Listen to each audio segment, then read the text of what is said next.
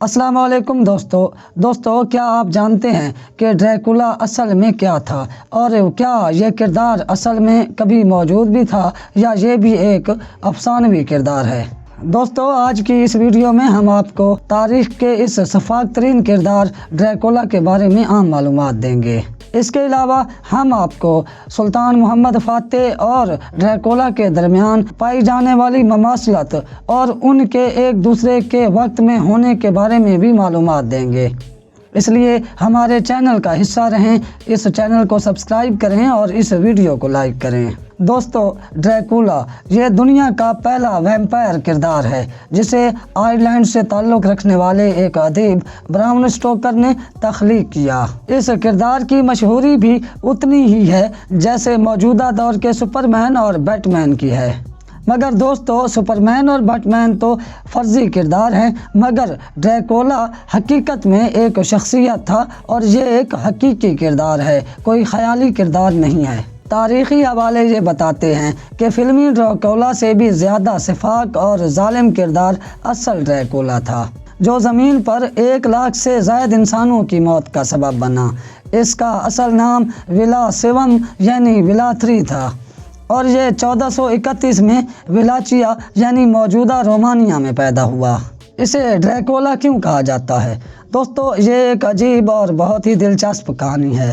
دوستو آپ کو یہ جان کر بہت حیرت ہوگی کہ اس کے باپ ولاد II کا لقب ڈریکول تھا، جس کا مطلب ہے ڈریگن، اور وہ اس لقب کو بہت فخر کے ساتھ اپنے نام کے ساتھ استعمال کرتا تھا۔ یہی وجہ ہے کہ ولا سیوم نے اپنے نام کے ساتھ ڈریکولا یعنی ڈریگن کا بیٹا کا لقب استعمال کرنا شروع کر دیا۔ اس کا باپ ولاد II موجودہ رومانیہ اور اس وقت کے ولاچیا کے ایک علاقے کا حکمران تھا، جسے عثمانی خلافت کے سلطان مراد ثانی نے بغاوت کے الزام میں طلب کیا، کیونکہ اس وقت رومانیہ یعنی ولاچیا عثمانی سلطنت کے زیر نگین تھا۔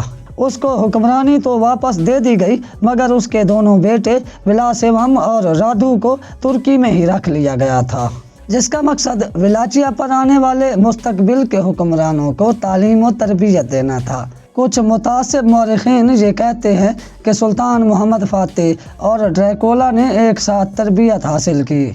اس کے باپ کو غیر مسلم ریاستوں نے بغاوت پر اکسانے کی بھرپور کوشش کی، مگر اس نے ایسا نہ کیا کیونکہ اس کے دونوں بیٹے ترکی میں ہی تھے، اس لیے ولاد II کو قتل کروا دیا گیا اور ولاد سیوم یعنی ڈریکولا ولاچیا گیا اور اپنے باپ کے قاتل اور چچا جان منیالڈی کو شکست دی اور ولاچیا کا بادشاہ بن گیا۔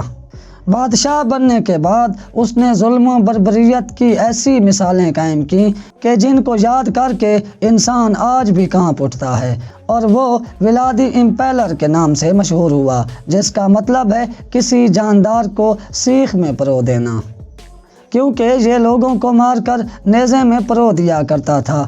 ڈریکولا نے اپنے ملک میں کئی جنگی قلعے بنوائے اور جنگی طاقت بھی حاصل کرنے کی بھرپور کوشش کی، کیونکہ وہ ہنگری کی حکومت سے مل کر عثمانیہ ریاست سے زور آزمائی کا خواہش مند تھا۔ اس کے لیے اس نے کیتھولک چرچ کو ایک خط بھی لکھا، جس میں اسے عثمانی ریاست کے خلاف ایک صلیبی جنگ شروع کرنے کی درخواست بھی کی۔ اس نے 3 سال تک لگاتار عثمانیوں کو ٹیکس نہ دیا اور عثمانی ریاست کے علاقوں میں گھس کر لاکھوں بے گناہوں کو تحقیق کیا اور ان کی لاشیں نیزوں میں پرو کر زمین میں گاڑ دیں۔ اس ساری صورتحال کو دیکھتے ہوئے اس وقت کے عثمانی سلطان محمد فاتح نے اس کی طرف ایک وفد بھیجا اور اسے قسطنطنیہ میں حاضر ہونے کا حکم دیا۔ ڈریکولا نے سلطان فاتح کے جانے والے وفد کو اذیتیں دے دے کر قتل کروا دیا اور ان کی لاشیں بھی نیزوں میں پرو کر لٹکا دیں۔ جب سلطان محمد فاتح کو اس ساری کارروائی کا علم ہوا تو اس نے اس کی سرکوبی کے لیے 1,50,000 سپاہیوں پر مشتمل ایک لشکر جرار تیار کر کے اس کی طرف روانہ کیا۔ یہ فوجی کارروائی سلطان محمد فاتح کی طرف سے قسطنطنیہ کی فتح کے بعد دوسری بڑی فوجی کارروائی شمار ہوتی ہے۔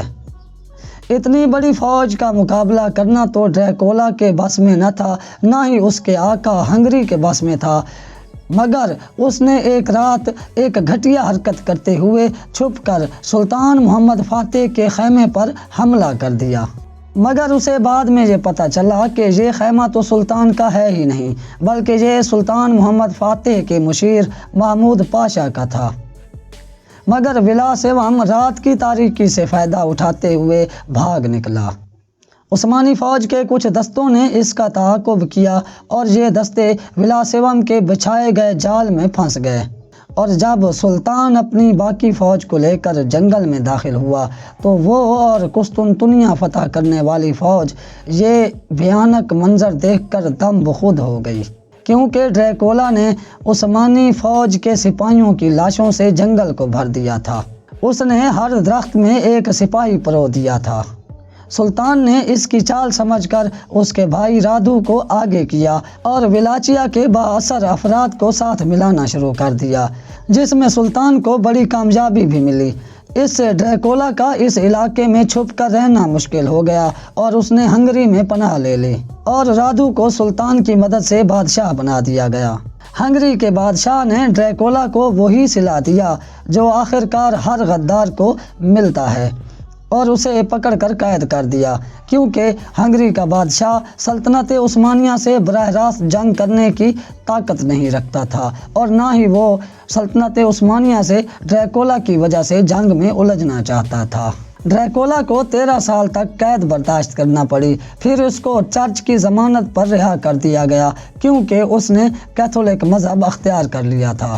ڈریکولا نے رہائی کے بعد دوبارہ کوشش کر کے اقتدار واپس لے لیا، مگر چند ماہ بعد عثمانی فوج کی ایک بھرپور کارروائی میں ڈریکولا مارا گیا اور اس کے سر کو قسطنطنیہ روانہ کر دیا گیا۔ اس کے ظلم اور سفاکیت کے قصے اس کی زندگی میں ہی مشہور ہو گئے تھے، مگر یہ تمام واقعات مقامی لوگوں کو ہی معلوم تھے۔ مگر براؤن سٹوکر نے اس پر کتاب لکھ کر اس کی اصلیت پوری دنیا کے سامنے رکھ دی۔ امید ہے آپ کو یہ ویڈیو پسند آئی ہوگی۔ ہمارے چینل کو سبسکرائب کریں اور اس ویڈیو کو لائک کریں۔ اللہ حافظ۔